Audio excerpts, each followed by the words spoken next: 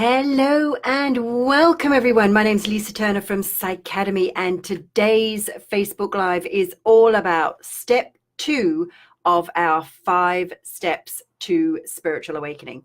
So in today's live, I'm going to cover step 2, which is how you clear the blocks. So if you remember the 5 steps, I've got them on my notes here, look. The 5 steps are: you start by integrating the conscious mind and the unconscious mind, removing so that's the first thing, removing the filters. And last week we talked about meditation and other forms of doing that.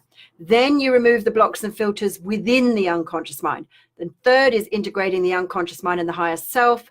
Number 4 is activating your energy. And number 5 is creating change and transformation. So today is all about how do you clear the blocks from your unconscious mind. So what do we actually mean by blocks? So a block is anything that stops those messages from spirit, from source, coming into your conscious awareness. Spirit source are always communicating with you. Your guides are always communicating with you. But the reason you don't get that information, the reason you're not aware of it, is because of blocks in your unconscious mind. So anytime you want to communicate with your guides, you're asking them questions, provided you're asking them in the right way. If you're doing that, and you're not getting the answers, you're getting some kind of radio silence, chances are you have blocks. So one of the things I wanted to talk about is, first of all, before we go into the blocks, is what's the difference between what actually is a block, and which I'm going to come to in a minute, but also some of the ways to not clear a block. So a block is an idea plus energy. And the idea may be some words like, I'm not good enough to speak to spirit, or I'm not worthy, or I haven't got the gift. So that's an idea. We might call that a limiting belief. And then there's some energy, and the energy around that, or resistance to the flow of energy, is what causes that belief to stay in place. So more of that later. So what I'm going to do is I'm going to look at some of the things that work and some of the things that don't work. And we call this the difference between real transformation and what you might call just sort of coping strategies. So let's look at some of the coping strategies first. So a coping strategy is anything that avoids the pain. So if you have a block anywhere in your life, I spent 5 years being kept as a virtual house prisoner by someone who you would label as a pedophile. I should be agoraphobic and have PTSD and have a ton of excuses for why my life isn't the way it is. I should have all sorts of hang-ups and problems. And I mean, I am way not perfect. Let's get that. Let's just agree on that. But I don't have anything like the kinds of trauma that people would normally expect from someone with that kind of experience. And that's because and you may have had some kind of trauma, some kind of challenge, some kind of, been in an abusive situation, anything that has caused you to have emotional pain. So a coping strategy is anything that avoids the pain and its effect without addressing the cause, versus deep spiritual transformation, where you seek to actually find the cause. You look to actually go there. You dive into the pain with abandon so that you can transmute it, release it, heal it, clear it, not just understand it, which is what a lot of people do. So this little saying, the path to disempowerment through denial of one's own true power, that's a coping strategy, versus transformation, which is the path of true liberation and spiritual awakening through taking full responsibility. So let's look at the difference. So a coping strategy is something like this. So it's removing toxic people from your life. If you experience someone as toxic, then maybe you don't have enough boundaries. Maybe they trigger something in you. Maybe you're not good enough at just saying, no, that's not okay with me. Around me, you don't behave like that. Or maybe, whatever it is. So just if you need to avoid certain people, that's a coping strategy. Avoiding toxic environments, that's a coping strategy, because you're avoiding the pain. What happens is, if you continually run away from people and situations that trigger pain, you never get to dive into it to find it and release it. Positive thinking, that's a coping strategy. Now, here's a lot of people, surely we should be thinking positive. We shouldn't be diving into the negative all the time. Well, actually, if the negative is there, denying it does not solve it. And an example of this that I use is this. If you're driving down the road and you're running out of petrol, or diesel or whatever your favorite fuel is. Maybe you've got a hybrid, or maybe you've got an electric car and you need to charge the battery. Do you, when the little fuel gauge is edging over to empty, do you say, I'm going to think positive and I've got enough fuel, I've got enough fuel, I've got enough fuel, I've got enough fuel, even when you know, when you logically look at it, you damn well cannot get to where you're going to. It is BS. It makes no sense. And this is what people do in their life. It's like, if you're broke and you need to earn more money, just saying, I'm rich, I am rich, it just denies the reality of the situation. I can get rich, I can make money. That's a better affirmation. But positive thinking, just thinking the problem away, doesn't solve the problem. So stop doing it. Go fill the car up with fuel, charge its battery, right? Or dive into it, let's explore it, find the cause. The reason the fuel gauge is reading empty is because you need to do something. The reason you have emotional pain is because you need to do something. Find what it is and release it.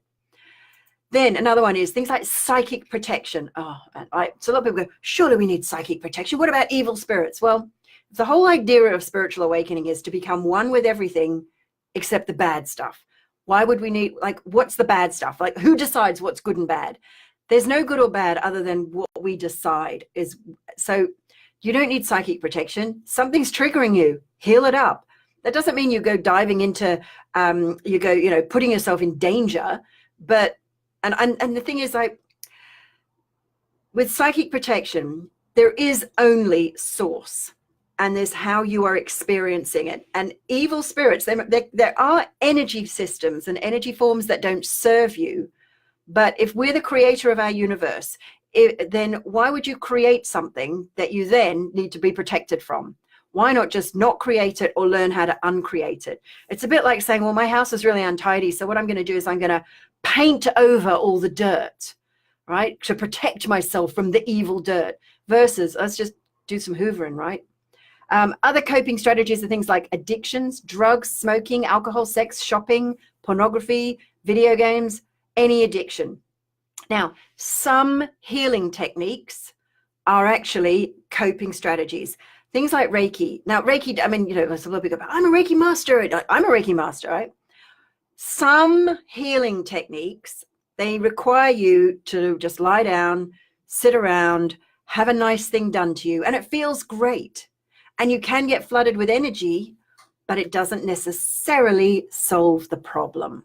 So some healing techniques, and if you don't use them in the right way, blaming yourself or others, that is another, that's like blaming other people and including yourself.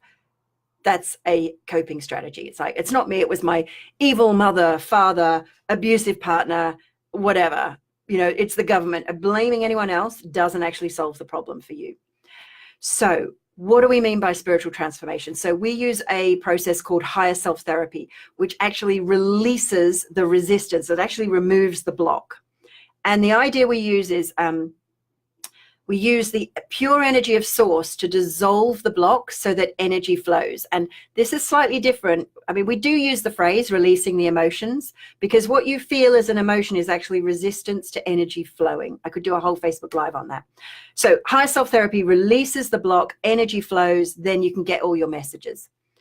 Things like surrendering to the process, asking yourself, how did I create this and for what purpose? Compassionate inquiry, not judging. I'm going to give myself a hard time because I was really rubbish person for creating all this crap in my life. No. Compassionate. Okay, well, what did we do? What did we do that didn't work? What do we need to do differently? How do I need to think differently? Some NLP techniques, not all, but some NLP techniques. If you don't know what NLP is, just go and look it up. That's a whole nother video. But some NLP techniques can actually be coping strategies rather than releasing and creating real transformation. A lot of NLP is some NLP is really powerfully transformative, but not all. Meditation, if it's done right, can absolutely create deep spiritual transformation if it's done right. Ho'oponopono, again, if it's done right, not just saying the words, you actually use an energetic Ho'oponopono, which releases attachment. And initiations, that's something we do a lot in Psychademy, is we actually initiate you to higher forms of energy. Because here's the thing, right? Something is only a problem. A problem is only a problem because there's the reason we experience a situation as problematical isn't because it's a problem and it's like some arbitrary label, that's a problem. It's only because we don't feel that we have the inner resources to be able to cope with that problem, to actually transmute it and change it into something we like. Problems are actually brilliant because they cause us to grow. So initiations, what they do is they actually cause you to grow so that the problems, like, don't wish for no problems. Wish to be higher than, to be more evolved, to be more, to have a higher vibration than any problem you might encounter so that you can rise above it easily. And taking full responsibility, that's another way of you really going into and experiencing deep transformation. Now, I know I have only skimmed the bare surface of this. And if you want to go further, with us, I'm just going to find the link here. Conference. I know we have it. There we go. Conference. I'm going to drop the link in. So if you want to go further with us and discover, so what we're going to do is we have our 3-day conference, which we run, which is coming up. So what we do on that conference is, first of all, we take you through all of the 5 steps to spiritual awakening. So we teach you some really powerful meditation techniques and use a process to integrate the conscious mind and unconscious mind. We then take you through our full higher self therapy process to release all of the blocks. We also take you through a higher self initiation. And what that does is that it integrates the higher self into the unconscious mind so that they're connected, they're united, so that anytime you want access to your higher self, it's just there. And that's one of the initiations we were talking about. We also take you through, you also get the opportunity to ask my guide any questions that you want. And we also give you lunch, just in case. Some people just show up for the lunch. I don't think that's true. They might say that. So if you're interested, go and check out that link and join us at the conference. We're still just, I think, in the early bird pricing, but it's going up really soon. So join us at this conference where we're going to take you through those 5 steps of spiritual awakening. Let me just go through those steps again. Number 1, integrate conscious mind and unconscious mind, removing the filters. We do that with that meditation technique. Number 2, removing the blocks within the unconscious mind. We do that with higher self therapy. Number 3, integrating the unconscious mind and the higher self. We do that with our higher self connection. And then we do some activating spiritual energy circuits. That's actually the same. Again, we do that in an initiation. And then the 5th is creating profound change. See, I have this belief, I have this observation that we seem to be in this kind of planetary crisis. And whether it's a result of well, actually, I'm going to go back here. So we seem to be in this planetary crisis. There seems to be chaos in terms of what's going on politically, emotionally, environmentally, with climate change, with socially, where there's and even on social media, there's so much misinformation out there. So here's my theory: we're at this absolute tipping point where we can either evolve to a higher level of order or something else. And the thing is, what we're going to be doing on this 3-day event is we're going to be calling those of you. So at this 3-day event, if you join us here, you are self-selecting to be one of the spiritual leaders who is guiding us through this process, because it's not a crisis, it's a birth. It's a new birth. It's a birth of a new way of being, that evolutionary tipping point that we're at. And everything that we think of as a problem of this crisis is actually a symptom of something else. And everything we think is the cause of the crisis. People say, well, it's the politicians, it's capitalism, it's the economics, or whatever it is. It's social media. Everything that we think of as the cause is actually a symptom. And the symptom, it's a symptom of our belief that we are separate. And when you create that experience of unity, connection to yourself, connection to your higher self, connection to everyone and everything, when you create that experience of unity, that's when every problem can be solved, because the symptom no longer needs to be there. The symptom is there to tell us we're in separation. So let's move out of separation into unity. So I hope to see you at the event. If you have any questions, pop it in the question box below and I will answer it whenever. If you like this video, click the likey button. If you want to think someone else might benefit from this, knowing the difference between coping strategies and spiritual, real transformation, share this video with them. Let us know. So till then, oh, Marie said hello. Hello, Marie.